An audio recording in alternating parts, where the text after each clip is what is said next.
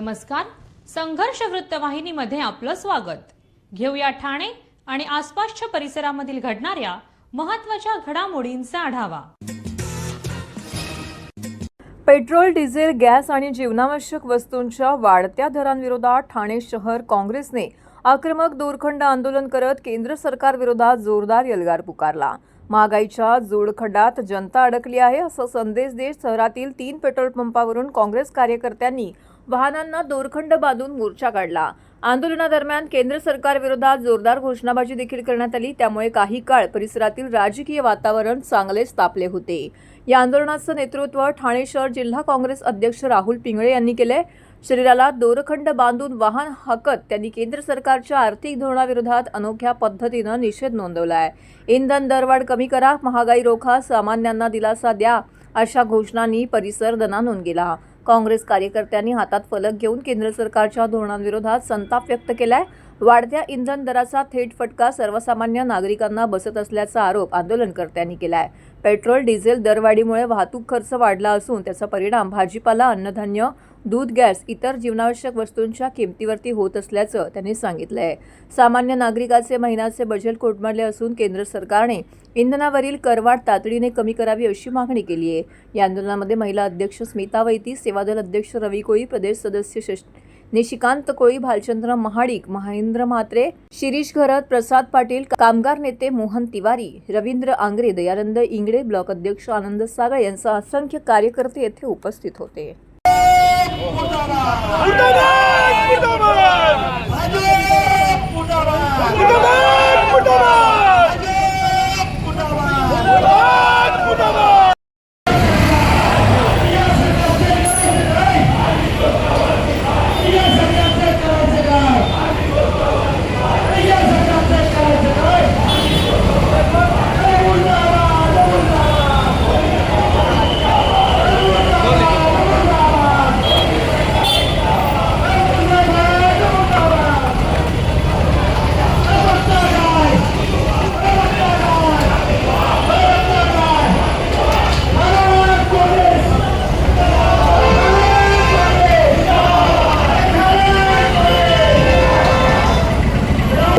या दरवाढीचा जो परिणाम आहे समाजातल्या प्रत्येक घटकावर होतोय.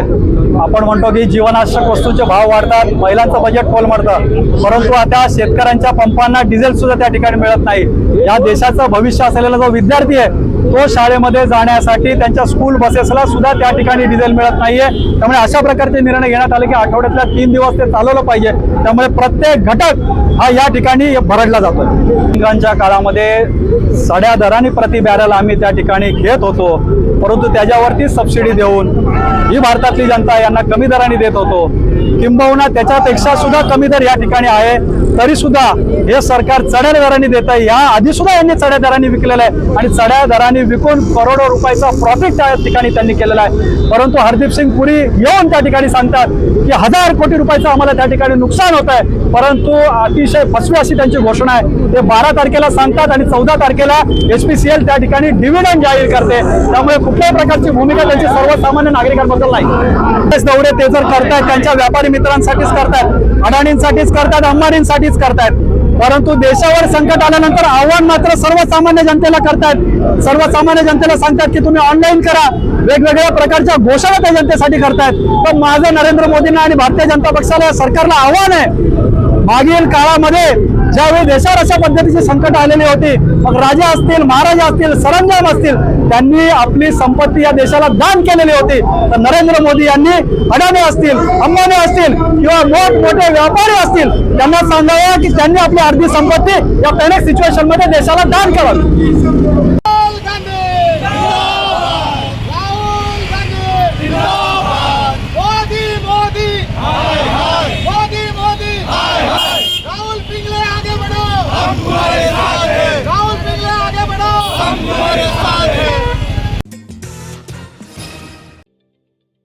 ठाणे महानगरपालिकेचे मालमत्ता कर म्हणजेच प्रॉपर्टी टॅक्स भरण्याचे आवाहन. सन 2022-23 या आर्थिक वर्षाचे मालमत्ता कराचे म्हणजेच प्रॉपर्टी टॅक्सचे बिल ठाणेकर करदात्यांना महापालिकेमार्फत आर्थिक वर्षाच्या सुरुवातीस म्हणजेच माहे एप्रिल 2022 मध्ये देण्यात आलेले आहे. तथापि अद्यापही काही करदात्यांनी मालमत्ता कर महापालिकेकडे जमा केलेला नाही. सध्या आर्थिक वर्षाचा अंतिम टप्पा सुरू झाला आहे. मालमत्ता कर वसुलीसाठी महापालिकेतर्फे कडक कारवाई हाती घेण्यात आली आहे. या अंतर्गत जंगम मालमत्ता, टीव्ही, फ्रीज, वाहन व इतर जप्त करणे तसेच स्थावर मालमत्ता वॉरंट बजावून जप्त करण्यात येत असून मालमत्तेचा जाहीर विक्रीद्वारे लिलाव करून कराची रक्कम वसूल करण्यात येत आहे. मालमत्तेस पाणी पुरवठा करण्यात येणारे नळ संयोजन खंडित करण्यात येत आहेत. त्याचप्रमाणे थकीत मालमत्ता करावर 2% व्याज आकारले जात असल्याने भरावयाची रक्कम वाढत आहे. आपला मालमत्ता कर propertytax.thanecity.gov.in या लिंकद्वारे तसंच गुगल पे, फोन पे, पेटीएम याद्वारे ऑनलाईन पद्धतीने करण्याची सुविधा उपलब्ध करून दिली आहे. शनिवार, रविवार व सार्वजनिक सुट्टीच्या दिवशी नागरिकांना मालमत्ता कर भरणे सोयीचे व्हावे याकरता महापालिकेचे मालमत्ता कर संलग्न कार्यालय या दिवशी कार्यान्वित ठेवण्यात आलेले आहे. तरी मालमत्ता कर वसुलीची अप्रिय कारवाई टाळण्याच्या दृष्टिकोनातून मालमत्ता कर भरून महापालिकेस सहकार्य करावे. धन्यवाद. आगामी गणेशोत्सव 2026च्या पार्श्वभूमीवरती कोकणात जाणाऱ्या लाखो चाकरमान्यांच्या रेल्वे प्रवासाचा प्रश्न ऐरणीवर आला असून ठाणे लोकसभेचे खासदार नरेश म्हस्के यांनी रेल्वे प्रशासनाकडे विविध महत्त्वपूर्ण मागण्या लावून धरल्या आहेत. ठाणे रेल्वे आरक्षण केंद्रात अतिरिक्त आरक्षण खिडक्या सुरू करणे, ठाणे ते सावंतवाडी दरम्यान विशेष धर्मवीर आनंददिघे एक्सप्रेस सुरू करणे, सावंतवाडी रेल्वे टर्मिनलचे रखडलेलं काम पूर्ण करणे, सावंतवाडी स्थानकाचं अमृत भारत स्टेशन योजना आणि PM गती शक्ती नॅशनल मास्टर प्लॅनमध्ये समावेश करणे तसेच अनेक लांब पल्ल्यांच्या गाड्यांना सावंतवाडी येथे थांबा मंजूर करणे अशा विविध मागण्या त्यांनी मध्य रेल्वे प्रशासनाकडे केल्या आहेत. याबाबत खासदार नरेश म्हस्के यांनी मध्य रेल्वे प्रबंधक, मुंबई महाप्रबंधक, मुंबई सन्माननीय रेल्वे मंत्री अश्विनी वैष्णव यांच्यामार्फत विविध स्तरावरती निवेदनं सादर केली आहेत. गणेशोत्सव हा महाराष्ट्राचा महासण मानला जातो. दरवर्षी मुंबई, ठाणे आणि मुंबई महानगर प्रदेशातील लाखो कोकण चाकरमानी आपल्या मूळ गावी कोकणात जात असतात. यंदा गणेशोत्सव 14 सप्टेंबर 2026 पासून सुरू होत असून त्यासाठीचे 60 दिवस आधीचे आगाऊ रेल्वे आरक्षण 11 जुलै ते 30 जुलै 2026 या कालावधीत होणार आहेत. या काळात रेल्वे आरक्षण केंद्रावरती प्रचंड गर्दी होत असल्याने प्रवाशांना मोठ्या त्रासाला सामोरे जावं लागतं.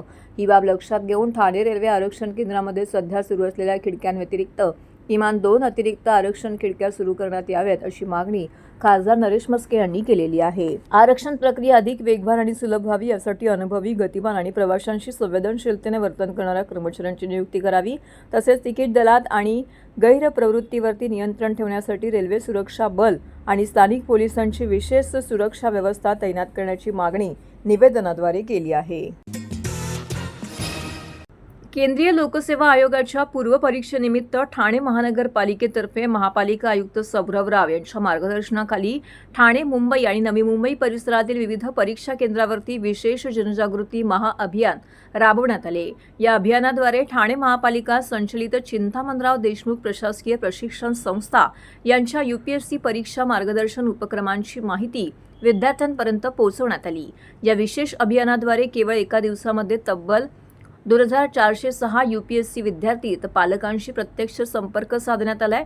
तसेच 475 विद्यार्थ्यांनी संस्थेच्या 2026 मधील प्रवेश परीक्षेसाठी नाव नोंदणी केली असल्याची माहिती संस्थेकडून देण्यात आलेली आहे. 24 मे 2026 रोजी पार पडलेल्या UPSC पूर्व परीक्षेदरम्यान विविध परीक्षा केंद्रावरती अंदाजे 300 ते 600 विद्यार्थी उपस्थित राहणार असल्याने हे अभियान आयोजित करण्यात आलं होतं. संस्थेच्या प्रवेश परीक्षा, विद्यार्थी वसतिगृह, मुख्य परीक्षा, मार्गदर्शन वर्ग, सराव परीक्षा तसेच व्यक्तिमत्व विकास प्रशिक्षण याबाबत माहिती देण्यात आली. यासोबतच माहिती पत्रकांचं वितरणही करण्यात आले. विद्यार्थ्यांना अचूक माहिती मिळावी यासाठी ठाणे महानगरपालिकेतील 35 अनुभवी अधिकारी आणि कर्मचाऱ्यांची नियुक्ती करण्यात आली होती. ठाणे, मुंबई आणि नवी मुंबईतील एकूण 26 परीक्षा केंद्राबाहेर माहिती कक्ष बूथ उभारण्यात आलेले होते. मोफतलाल इंजिनिअरिंग इंडस्ट्रियल लिमिटेड कळवा ठाणे ही कंपनी 27 मे 1989 रोजी कामगारांना कुठलीही नोटीस न देता बंद करण्यात आली होती. या कंपनीमध्ये एकूण 3100 कामगार काम करत होते व त्यातील किमान 1800 माणसं स्वर्गवासी झाली आहेत.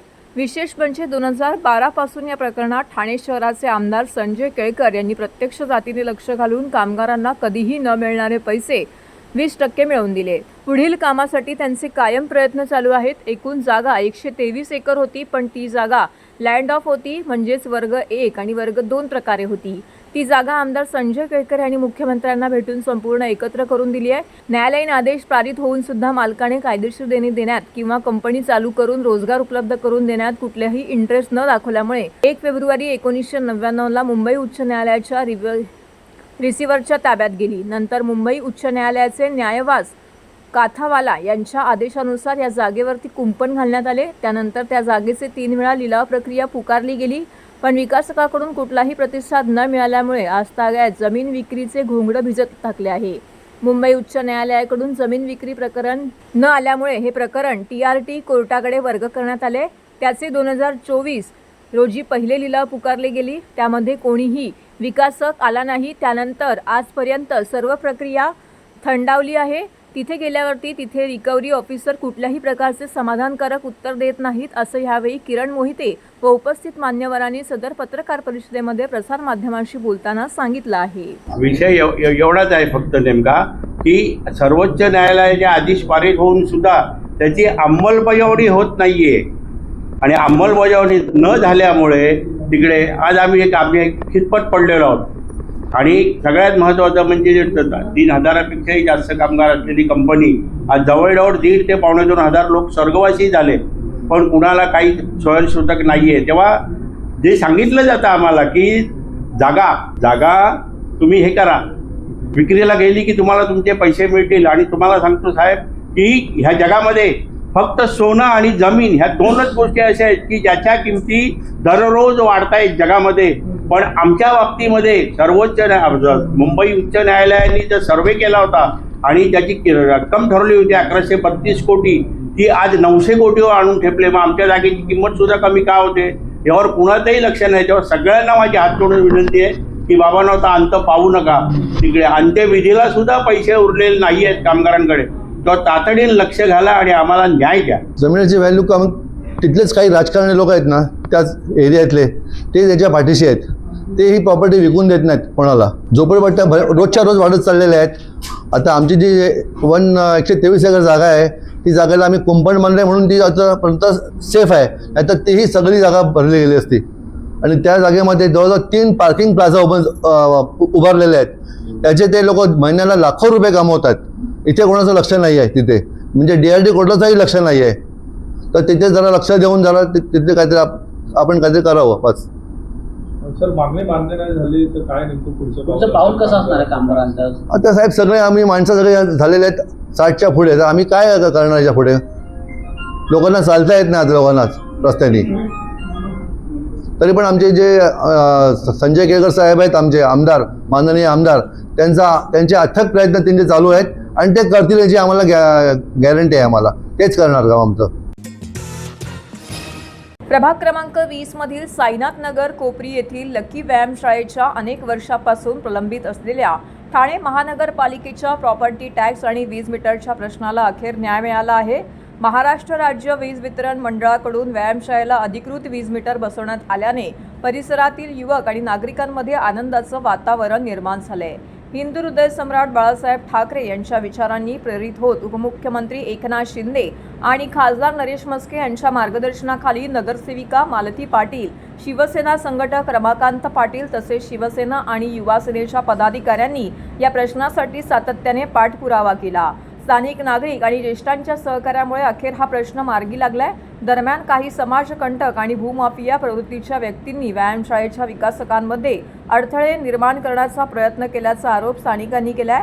मात्र कोणत्याही दबावाला न जुमानता जनहितासाठी संघर्ष सुरू ठेवत अखेरीस यश मिळाल्याची भावना नागरिकांनी व्यक्त केली आहे. लक्षात घ्या, हा शब्द माझा, ही मतं माझ्या हक्काचे आहेत, कामांचे आहेत आणि तुमच्यासारखी लोकांची खांद्याला खांदा लावून प्रामाणिकपणे आमच्या जोडीला काम करतात, त्याचा विजय झालेला आहे. कोकणीकरांच्या जनतेच्या विजयाचा झालेला आहे आणि मला तो विकास कामांचा झालेला आहे. उपमुख्यमंत्री एकनाथ शिंदे साहेबांनी जी विकास कामं केलेली, आमच्याकडनं जी विकास कामं झालेली, म्हस्के साहेब यांच्याकडनं जी विकास कामं होत आहेत आणि होतील, यांच्या विकास कामाचाच हा विजय आणि कोपरीकर जनतेचा आपला तुमचा आमचा सगळ्याचा विजय 5 वर्षात दणदण काम करायचंय. अशीच आमच्या जोडीला खांद्याला खांदा लावून तुम्हाला राहायचंय. मला वाटतं ही आधी तुमचं जे मागणी होती ती आधी तुमच्या हातात देते आणि मग आपण सत्ता स्वीकारूया. एवढं बोलून शब्द संपवते. जय हिंद, जय महाराष्ट्र. छत्रपती शिवाजी महाराज की छत्रपती शिवाजी महाराज की जय भवानी, जय भवानी. उपमुख्यमंत्री एकनाथ शिंदे साहेबांचा, उपमुख्यमंत्री एकनाथ शिंदे साहेबांना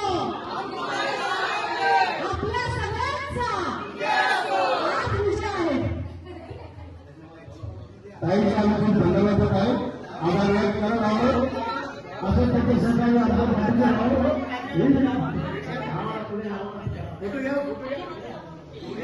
त्याच्यावरती तिला लोकांना खूप आवडली आहे. नक्की वेळ मिळाल्यामुळे काही प्रश्न झाले नाही. हा सर्व आपल्याचा विजय आहे. हा तुमच्या एकीचा विजय. हा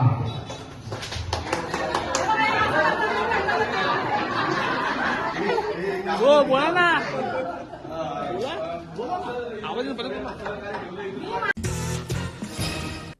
तर हे होतं संघर्ष वृत्तवाहिनीचं आजचं बातमीपत्र. उद्या पुन्हा भेटू याच वेळी याच ठिकाणी ताज्या घडामोडींसह.